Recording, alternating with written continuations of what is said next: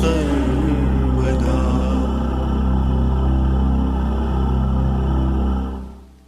Bhagavad Gita is a book of mankind's collected experience of and answers to life's most basic questions. Who I am, from where do I come, what is my purpose and destiny, and most practically, how do I find happiness? These podcasts originate in the lectures of Neil Bhatt, a disciple of Swami Chinmayananda. They are presented here in 20 to 30-minute segments, each covering 3 of the Gita's 701 verses. Welcome to Gita Wisdom for Daily Living. We had been discussing chapter 1, Arjuna Vishad Yoga, Yoga of Arjuna's grief. The chapter opened with Dhritarashtra's question, showing his anxiety about what's happening at Dharma Kshetra, Kurukshetra. The Kurukshetra, which is the Dharma Kshetra, because they have got together there to establish Dharma. Both sides, you think, we are establishing Dharma. Then for the next 10 verses, we have seen Duryodhana's anxiety, whether this is enough for him to win this war. So he went to Drona, he told him all the things what is in his mind. He reflected his anxiety that whether this army is enough or not, or it seemed like it is enough that we can win this war. So whether the war is winnable or not was his anxiety in the next 10 verses. Seeing that, Bhishma declared the war. So he blew his conch, and that was the declaration of war. The next 6 verses we see that what was the response from the other side and what was the condition after the war is declared. That's where we see Arjuna getting really excited about this war. He picked up his Gandiva and raised his Gandiva. So we know he is ready. As we discussed last time, when Sanjay went to Virata's kingdom to meet with Pandavas for peace treaty, basically Sanjaya's task was to convince Pandavas to give up this fight without getting anything in return. Well, just for the sake of being good, don't fight. That's what Arjuna told Sanjay, that tell Duryodhana, we will completely destroy the entire Dhritarashtra clan. When Krishna and I are together, even Indra's army cannot win us. So our victory is guaranteed. So when Arjuna saw that now everyone is ready to fight, he picked up his Gandiva and raised his Gandiva, showing that he is ready. And he blew his conch. Krishna blew his conch, and then we have seen everybody else blew their conches. Arjuna at that point asked Krishna to put his chariot between the two armies. Up till this time, we see the Arjuna's supreme confidence. But when he saw the people on both sides, he probably remembered everything Sanjaya said, Dhritarashtra's message, that what will happen if you have this war? Well, you have to fight against your own people, you'll be killing your own people, you'll be incurring sin. My sons are not smart enough. They do not follow me. But you people are the good ones. You're the nice people. You should follow the Dharma. And that created problem for Arjuna. He started having nervous breakdown, then an anxiety attack, and then finally he got deluded in what is right and what is wrong. So we have seen Arjuna's argument why he should not fight. As we see that he has clearly indicated that he is not in his own senses. He says, I can stand, my body is burning, I cannot hold the Gandiva, and I see no good omens. Nimittani chapashyami viparetani kesava. I see bad omen. And he is a general of an army. He is not supposed to be in any kind of superstition. He is having delusion.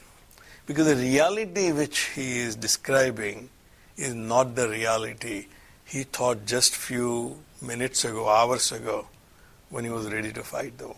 He kept making argument to Krishna that what is the point in fighting this war and winning the kingdom for whom we are fighting? We do everything for our family and for the happiness and pleasure of our family. If we're going to destroy the family, what is the point in having this kingdom?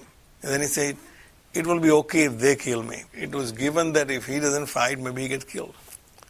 Even if they kill me, it's fine. Because I would not kill my relatives for the dominion over 3 worlds. As we say, that means the complete control over this universe. So what to say about a small kingdom of Hastinapur? I'm not ready to fight. He's expecting that Krishna will have some positive reaction to his argument. That I think you're making some sense. We always wanted to have peace. Let's pack our bags and go home. But that is not happening. So he continues to make his own argument. So in verse 36, he says, Nihatya Dhritarashtra ka priti sya janardana papam eva asrayet asman hatva etan atatayinah. Killing the sons of Dhritarashtra ka pritihi, what pleasure in it, O Janardana. Here he addresses Krishna as Janardana. Janardana is one all people invoke to get all that we desire. So Vishnu is called Janardana. Here Krishna is called Janardana. We say, what is the pleasure in killing these people? I'm invoking you, Janardana. You tell me where my pleasure lies. Papam eva asrayet asman. That we will only be committing sins by hatva etan atatayinah, by killing these criminals. So he is not of the opinion that this war is bad because both sides have something to think about. But he said, these people are criminals, that's given. But killing these criminals will incur sin. Here we see the contradiction in his argument. On one hand he says that these people are criminals, other hand he says, I do not want to punish them. Killing basically capital punishment to a criminal. You may argue about capital punishment, but if that is a legitimate punishment for a crime, and you know that crime is committed, and then you still let people go. Just like the Kentucky governor. He gave pardon to 400 people, including some of the worst criminals. Now, is that a good precedent for rest of the states in the country? That you can convict a criminal, put him in jail, and then pardon him? Or out of compassion. Okay, well, he committed crime, but we are not like him. Why should we punish him? Give him free ride.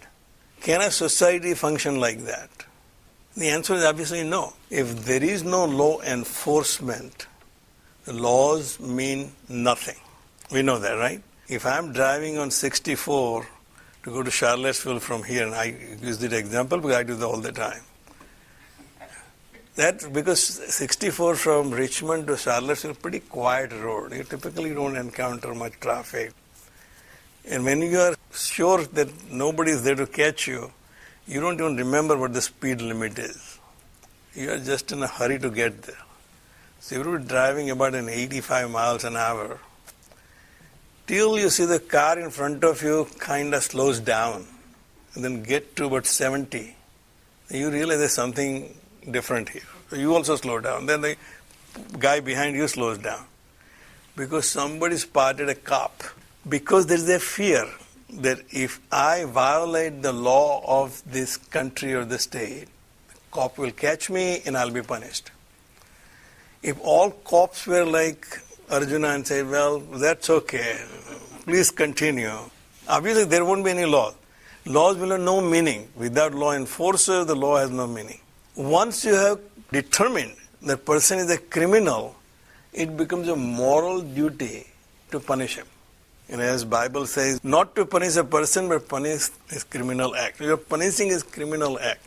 Here Arjuna is contradicting himself. He said, these people are criminals. And they are worthy of capital punishment. And Swamiji gives us some background why that is so. Swamiji quotes Manusmriti here. That Manusmriti in chapter 8, verse 350 and 351 says that whether a person is an acharya or an old man or even a Veda-knowing Brahmin, these are all considered great sin if you kill a person of this stature. But if he is determined to be a criminal, he should be killed right away. That's what Manusmriti says. Okay? If he comes in front as an atatai, He should be killed on the spot without a thought. There is no sin involved in killing a felon. Manusmriti was the law of the land at the time. And now he says that we should let these people go. So we see that that's a contradiction in his thinking. On one hand, he was trained as a soldier and a prince to maintain the law and order in the society. That's the job of a person who is in charge. Now he is saying that it's okay because they are my relatives, my cousins, my teachers, my maternal uncles. Therefore it is okay. His argument is not that these acts are not criminal or these people are okay, worthy of Kshama, but his argument was because they are my relatives. So if all the laws in the countries are governed that way because they are related to the people who are in charge, that they should be allowed to be working in whatever manner they want to work in the society. Therefore, Bhagavan doesn't say anything here. He keeps quiet. And Arjuna then continues his argument. Tasmat. In the verse before, he defined sin that if you let go your own relative, it's okay. If you punish your own relative of his crime, then it's a sin. So he completely distorted the definition of sin as accepted by the Shastras and by that society. Now he is coming to the conclusion. Tasmat na arha vayam hantum Dhritarashtran swabandhavan swajanam hi katham hatva sukinaha syama madhava. Verse before he addressed Krishna as Janardana. I'm invoking you for my own peace and pleasure and finding a right situation for me. O Janardana. Now he says, I've come to the conclusion. So, O Madhava. Madhava means he is very attractive and very sweet. He is not very harsh. Like my granddaughter says, Dada, you are always nice. Because I don't scold her. Grandma is not that nice. My granddaughter is always sure that no matter what she does, she can get away with it, with me.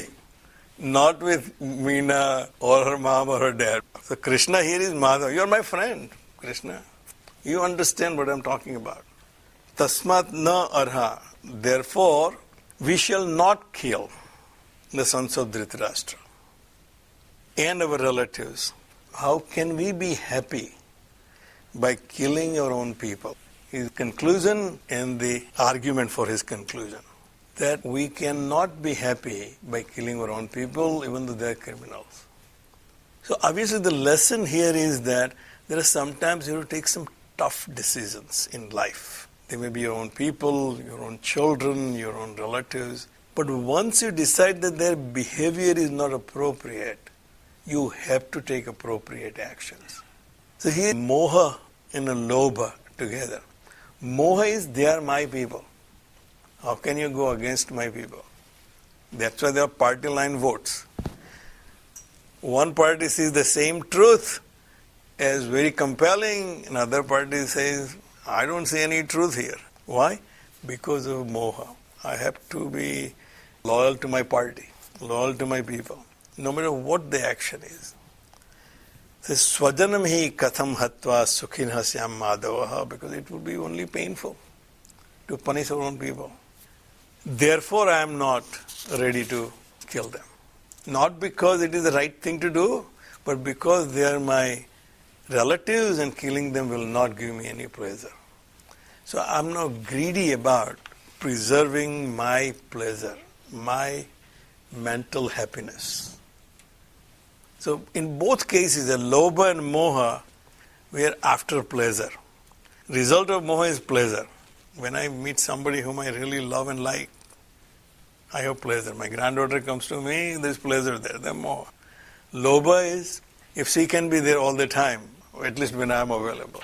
They're lobha, they're greed. I want to maintain that pleasure as long as I can. By not killing them, I'll maintain my pleasure. That I will not feel guilty about it.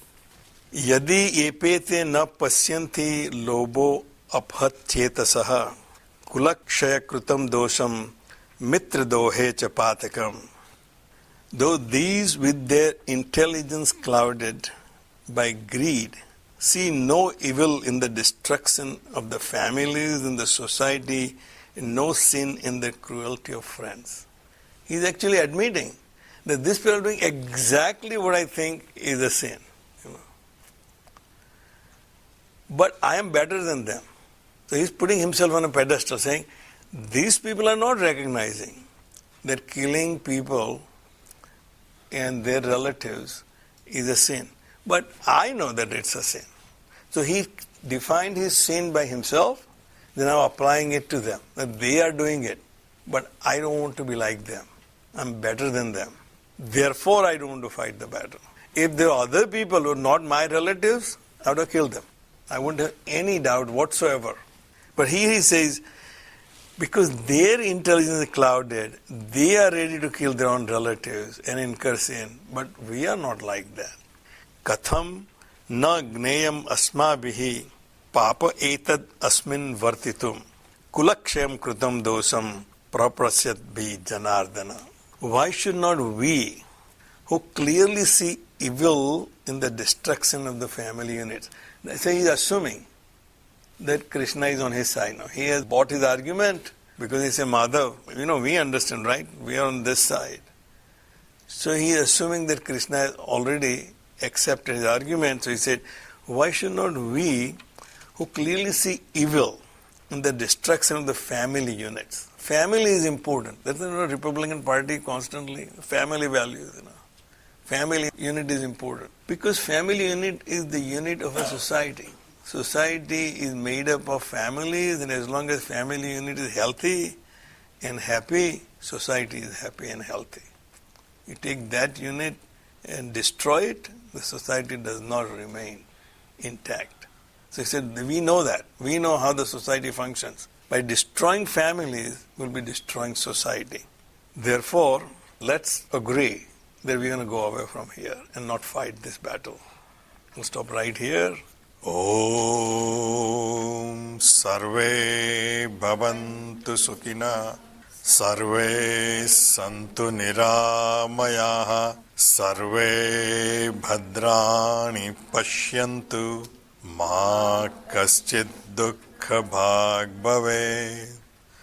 Om Shantihi Shantihi Shantihi. Harihi Om. Shri Gurubhyo Namaha. Harihi Om.